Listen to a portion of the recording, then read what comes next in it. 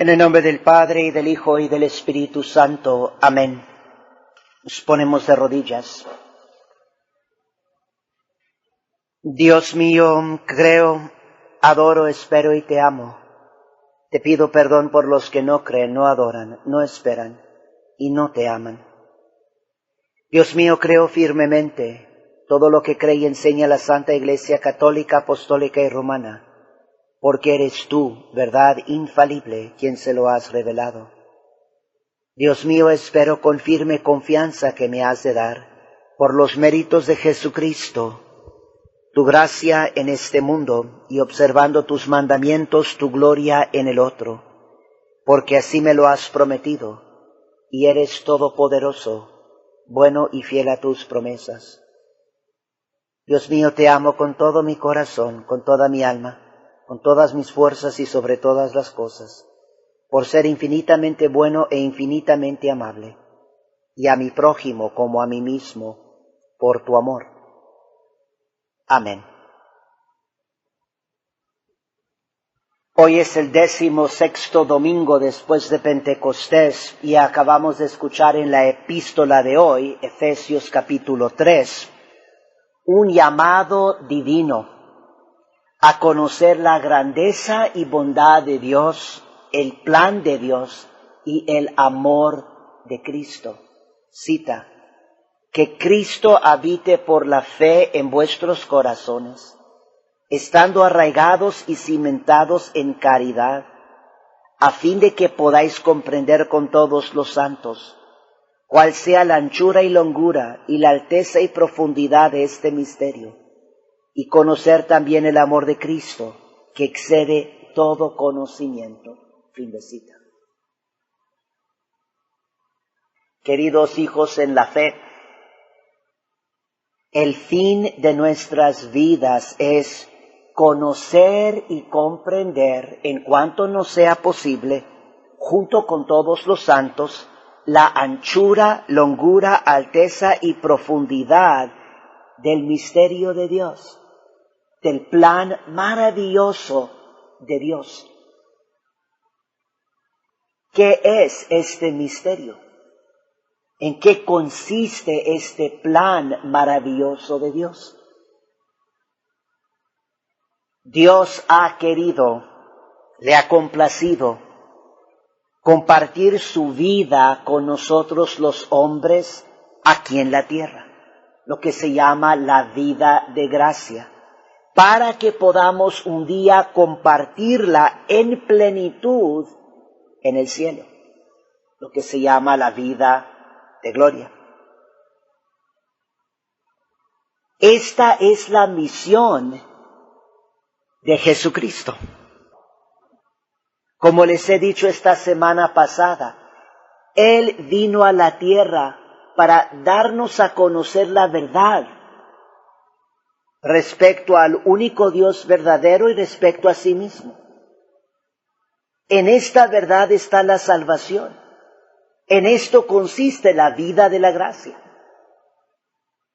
Esta es la misión de Cristo, de traer esta vida y esta verdad a la tierra para nuestra salvación. Esta es la misión de Jesús. Esta es la misión del Espíritu Santo.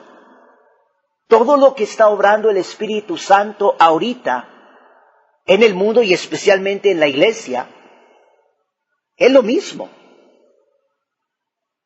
Lo que hemos dicho en este tiempo de Pentecostés respecto al Espíritu Santo, este es el resumen.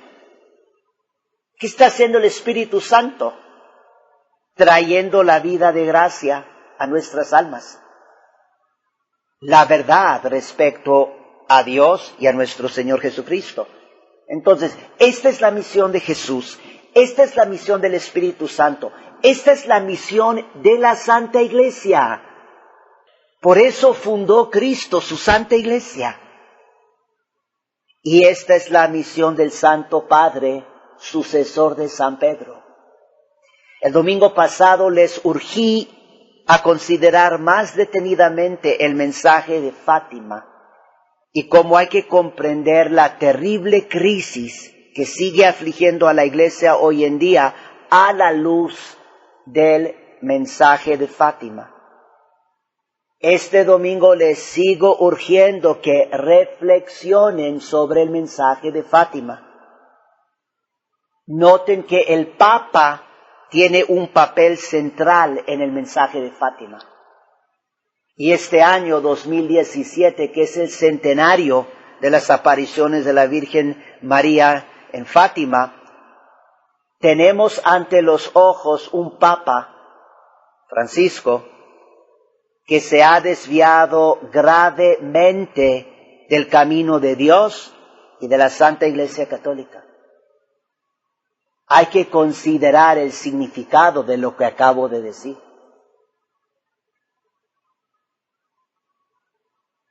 Es algo que raras veces en toda la historia de la Iglesia ha sucedido.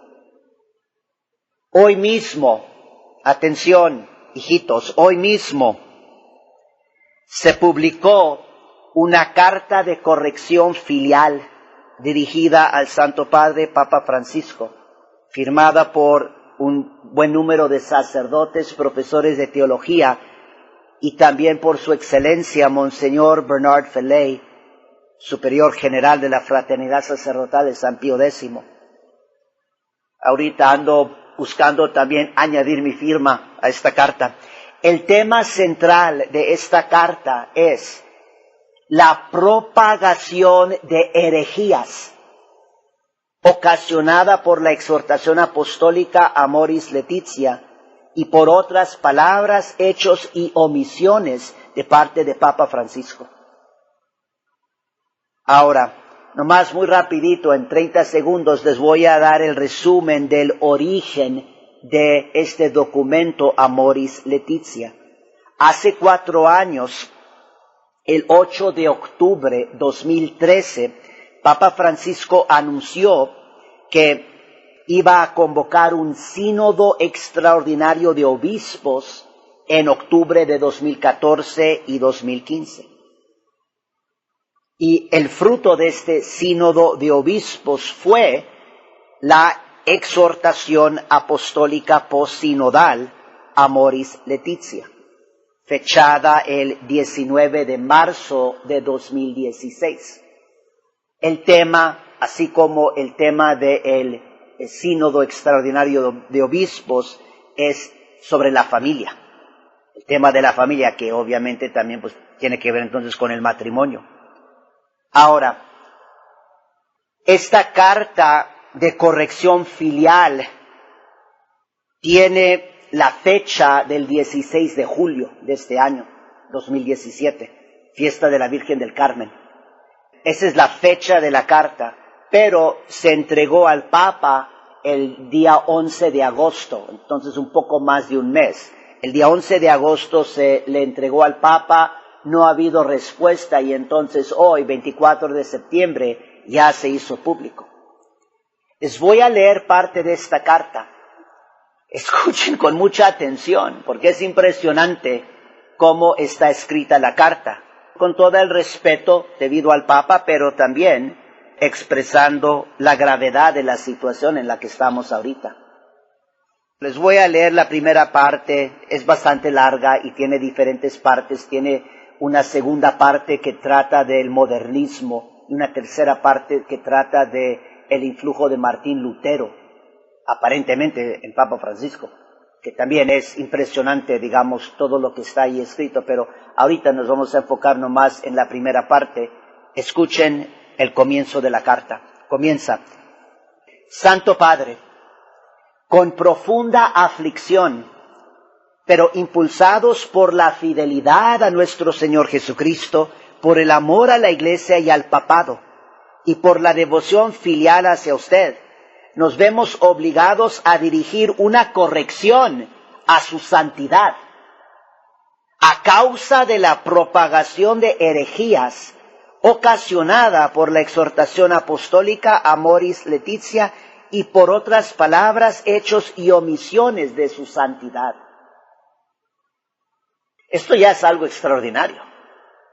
La última vez que sucedió algo parecido fue en aproximadamente el año 1330, cuando Papa Juan XXII tuvo que ser corregido por por teólogos. Continúa la carta.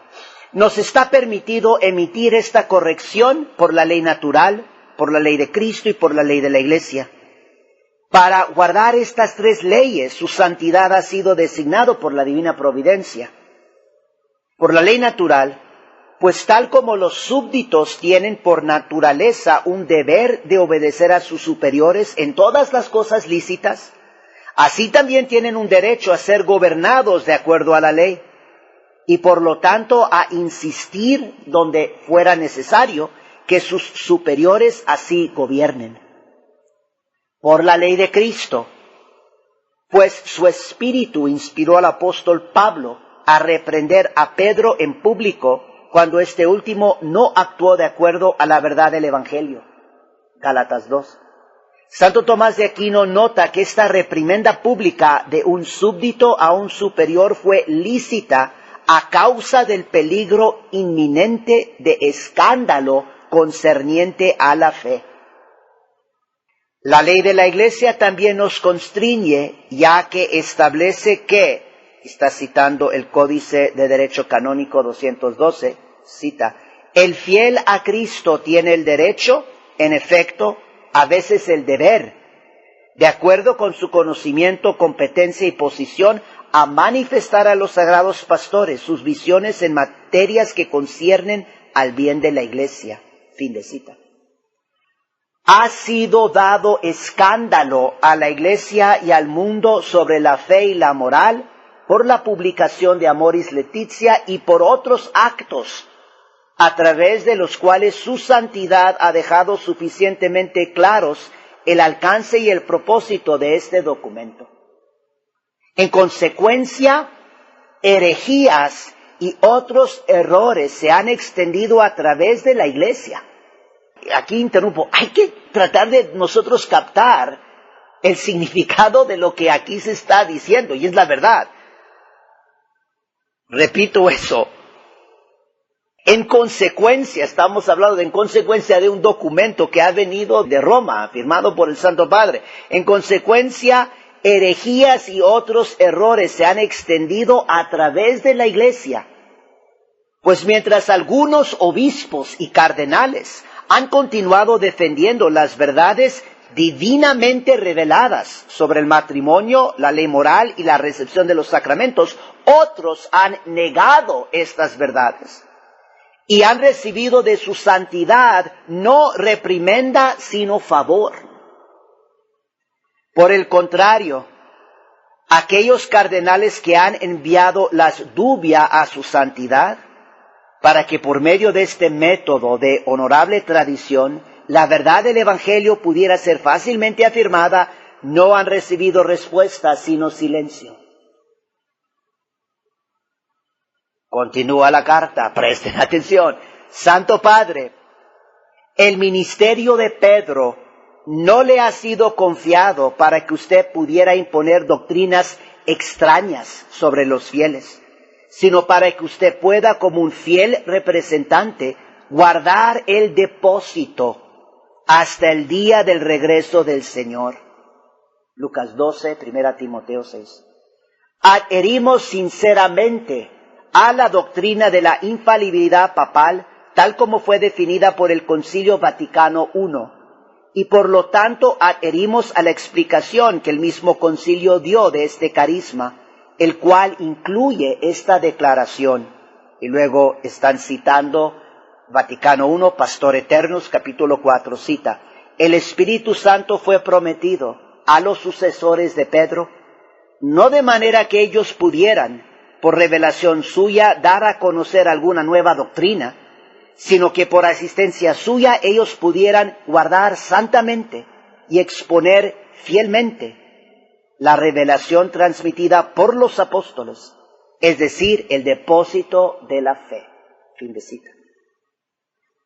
Por esta razón, su predecesor, el Beato Pío IX, alabó la declaración colectiva de los obispos alemanes, quienes afirmaron que, cita, la opinión según la cual el Papa es un soberano absoluto a causa de su infalibilidad está basada en una comprensión completamente falsa del dogma de la infalibilidad papal. Fin de cita.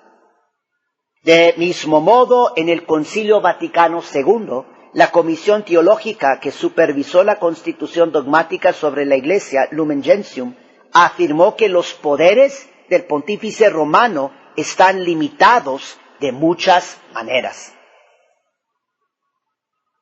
Sin embargo, aquellos católicos que no comprenden claramente los límites de la infalibilidad papal están expuestos a ser conducidos por las palabras y acciones de su santidad hacia uno de dos errores desastrosos.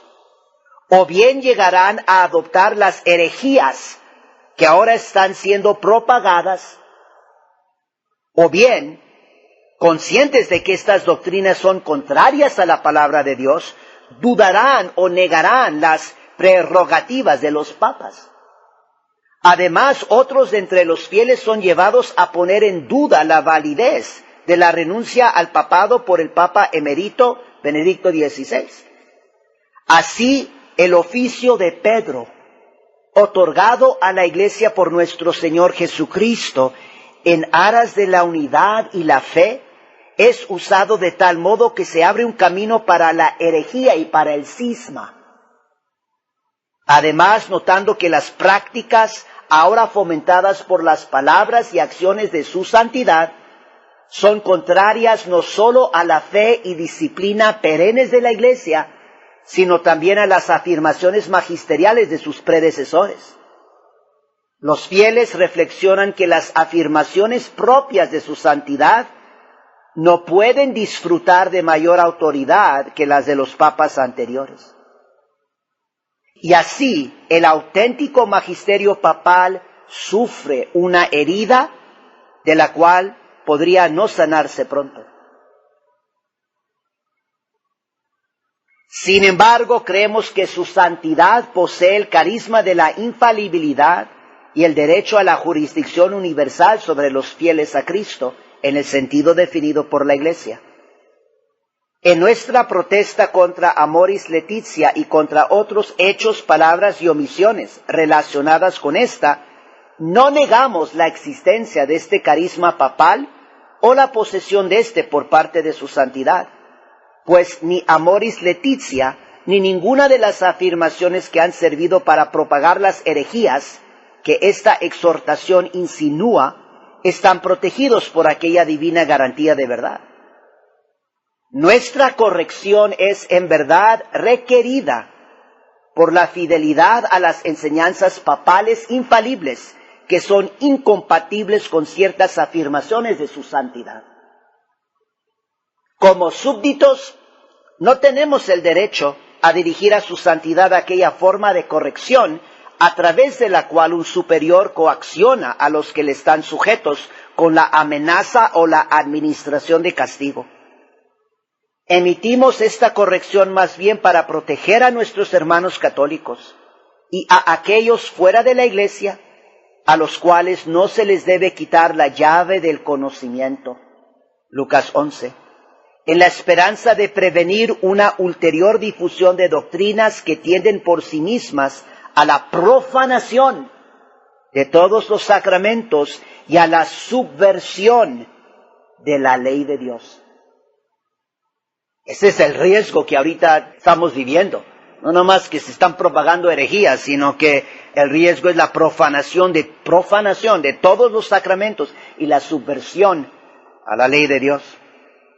Y luego, ya una frase final, ahora deseamos mostrar como muchos pasajes de Amoris Laetitia en conjunción con actos, palabras y omisiones de su santidad sirven para propagar 7 proposiciones heréticas. Y luego se pone.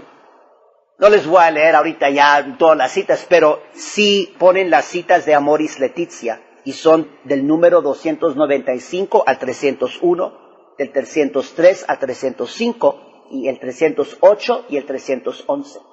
Son, podríamos decir, los números peores del documento. Y luego mencionan palabras hechos y omisiones de Papa Francisco que en conjunción con estos pasajes que citan, están sirviendo para propagar herejías dentro de la Iglesia. Les voy a mencionar unos de estas palabras, hechos y omisiones de Papa Francisco. No todas, pero estas son unas de las que mencionan en la carta. Tengo aquí 1, 2, 3, 4, 6. Escuchen aquí con mucha atención estas 6. Como les digo, no son todas, pero 6. 6 de ellas son, primero, su santidad ha rechazado dar una respuesta positiva a los dubia enviados a usted por los cardenales Burke, Caffarra, Brandmüller y Meissner, en los cuales respetuosamente se le pidió confirmar que la exhortación apostólica Amoris Laetitia no suprime 5 enseñanzas de la fe católica. Otro ejemplo, esto también es muy significativo. Se usa el término técnico en latín, relatio post disceptationem, pero básicamente nomás está refiriendo al documento que se publicó después de la primera asamblea del Sínodo de Obispos. En la primera asamblea sobre la familia que tuvo lugar en octubre de 2014, después de esa asamblea se elaboró un documento. Se están refiriendo a ese documento que se elaboró entre el 2014 y 2015. Y eso es lo que dicen.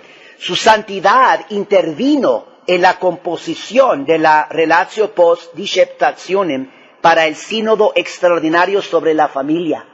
La Relatio propuso permitir la comunión para los católicos divorciados y casados nuevamente sobre una base caso a caso, y dijo que los pastores deberían enfatizar los aspectos positivos de los estilos de vida que la Iglesia considera gravemente pecaminosos, incluyendo el nuevo matrimonio civil después del divorcio y la convivencia premarital. Estas propuestas fueron incluidas en la Relatio ante su insistencia personal, a pesar del hecho de que éstas no recibieron la mayoría de 2/3 requerida por las reglas del sínodo para que una propuesta sea incluida en la Relatio. Es muy significativo, y eso es lo que sucedió. No recibió, o sea, según las normas que ya se habían establecido, no se podía añadir eso en ese documento. Papa Francisco es que intervino y dijo, no, esto se va a incluir. Otro ejemplo, en una entrevista de abril de 2016, un periodista preguntó a su santidad si hay posibilidades concretas para los divorciados y nuevamente casados, que no existían antes de la publicación de Amoris Laetitia. Usted respondió, io posso dire sí, punto. Es decir, puedo decir que sí, punto. Es decir, novedades a la práctica perenne de la Santa Iglesia Católica tocante a algo importantísimo, la recepción de los sacramentos, en una manera digna, con fe, con amor a nuestro Señor Jesucristo. 3 ejemplos más. Bajo la autoridad de su santidad fueron publicadas directrices para la diócesis de Roma relativas a la recepción de la Eucaristía bajo ciertas circunstancias por los católicos civilmente divorciados y nuevamente casados, que viven more uxorio con su pareja civil. Ese nomás es el término en latín diciendo que están viviendo como esposos en pareja civil, obviamente adulterio. Y los 2 últimos, su santidad nombró al obispo Kevin Farrell, aquí de los Estados Unidos, de Dallas, cerca de nosotros. Su santidad nombró al obispo Kevin Farrell como prefecto del recientemente establecido dicasterio para los laicos, la familia y la vida, y lo promovió al rango de cardenal. El cardenal Farrell ha expresado su apoyo a la propuesta del cardenal Schönborn, según la cual los divorciados y nuevamente casados deberían recibir la comunión. Él ha afirmado que la recepción de la comunión por parte de los divorciados y nuevamente casados es un proceso de discernimiento y de conciencia. Y el ejemplo final, que posiblemente es uno de los peores, el 17 de enero de 2017, este año, el Osservatore Romano el periódico oficial de la Santa Sede publicó las directrices emitidas por el arzobispo de Malta y el obispo de Gozo, también en Malta, para la recepción de la Eucaristía por parte de las personas que viven en una relación adúltera. Estas directrices permitieron la recepción sacrílega de la Eucaristía por parte de algunas personas en esta situación y afirmaron que en algunos casos es imposible para tales personas practicar la castidad y que es dañino para ellas intentar practicar la castidad.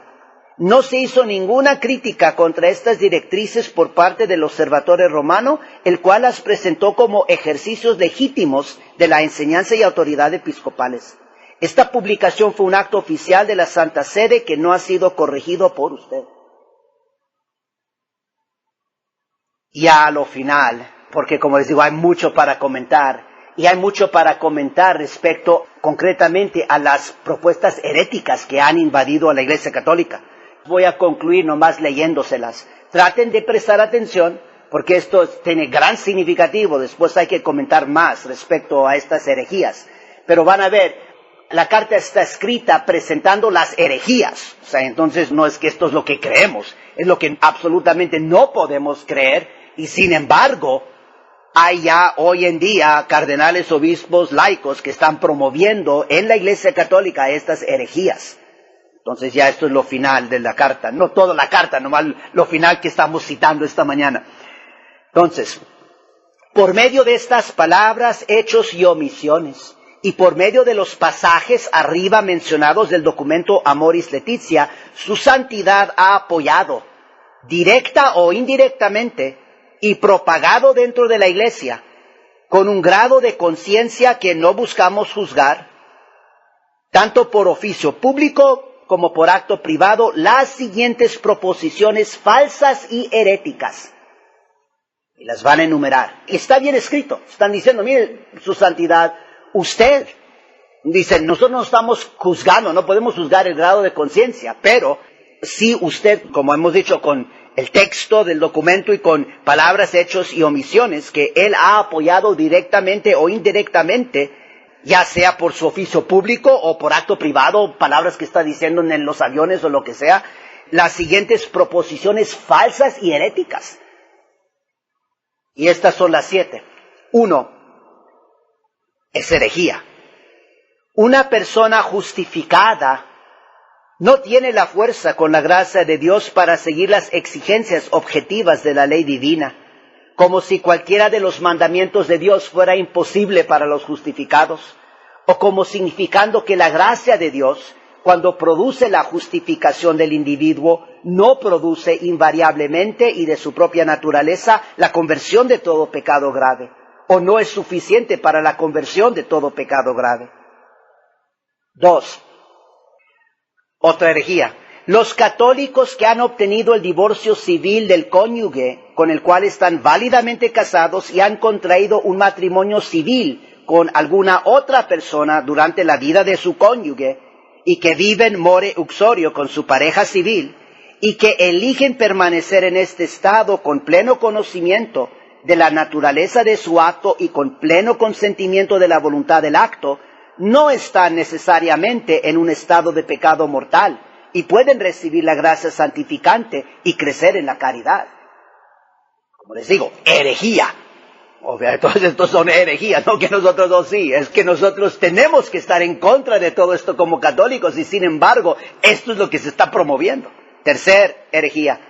Un creyente católico puede tener pleno conocimiento de una ley divina y elegir violarla voluntariamente en una materia grave, pero no estar en un estado de pecado mortal como resultado de este acto.